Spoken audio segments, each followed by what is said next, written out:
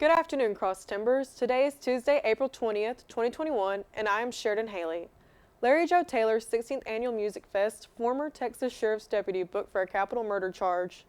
Case involving the death of George Floyd heats up, and more, all coming up next on Texan TV.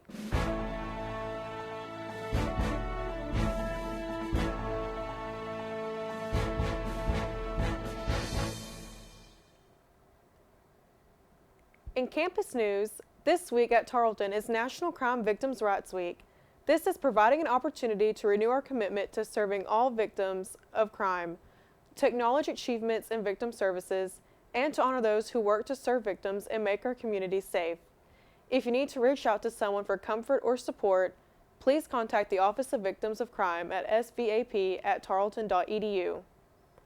In local news, the Larry Joe Taylor 16th Annual Rhymes and Vines Music Festival is set for tomorrow through Saturday.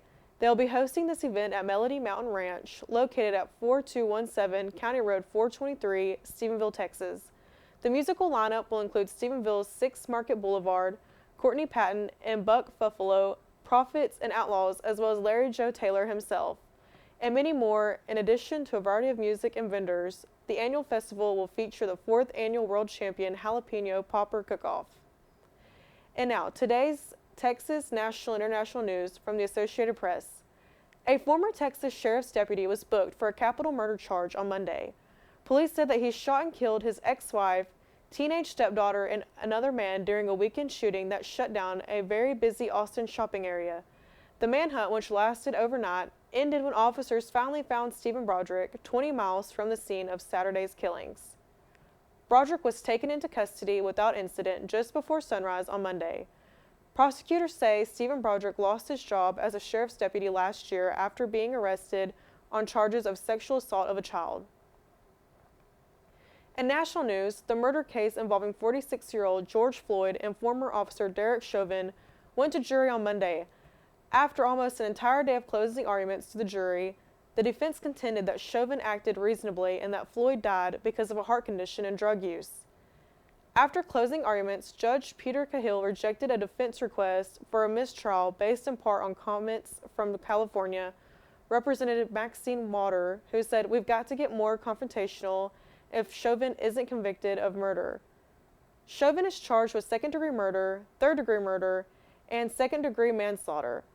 All of these charges require the jury to conclude that his actions were a substantial factor in Floyd's death and that his use of force was unreasonable. In international news, the military announced early this morning that the African country of Chad's longtime leader died from wounds suffered during a visit to the frontline troops while they were battling a little-known rebel group. The news came just hours after he was declared the winner of an election that would have given him another 6 years in power. For more of today's national and international news, we turn to the AP News Minute. This is AP News Minute. President Joe Biden says he's prepared to compromise on what's included in his $2 trillion infrastructure plan, as well as how to pay for it. The president made the comments during an Oval Office meeting with Transportation Secretary Pete Buttigieg and a bipartisan group of lawmakers. Attorneys made closing arguments in the trial of Derek Chauvin, the former Minneapolis police officer accused of killing George Floyd. The prosecution's message: use your common sense, believe your eyes, while the defense says Floyd died of underlying heart disease and illegal use of fentanyl and other drugs. Russian opposition leader Alexei Navalny, now in the 3rd week of a hunger strike while behind bars, has been moved to a hospital in a different prison. Navalny's deteriorating condition has sparked international outrage, and over the weekend, his doctor described his condition as, quote, near death.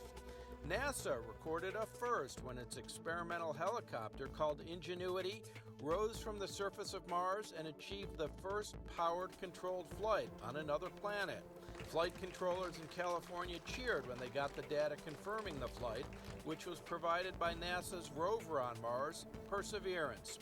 Ned Barker, The Associated Press, with AP News Minute. In sports, women's golf tees off today at 10 a.m. for the WAC Golf Championships. The Texans will be playing at Boulder Creek Golf Club. Tarleton's Sophia Rodriguez opened for the first round and placed 10th. Rodriguez scored a 74 with a pair of 72 and 6,395-yard course. Tarleton was not eligible to compete in the team leaderboard due to it being the team's first year as NCAA Division I university. They competed as a team and individual as well as other schools. And now for today's weather, we turn to Peyton Fanning. Hey Texans, this is Peyton Fanning for your daily weather report. Today we have a high of 61 degrees and a low of 32 with sunny skies. Have a great day, Texans. This has been a production of Texan TV News, a product of the Texan News Service from the Tarleton State University campus in Stephenville, Texas.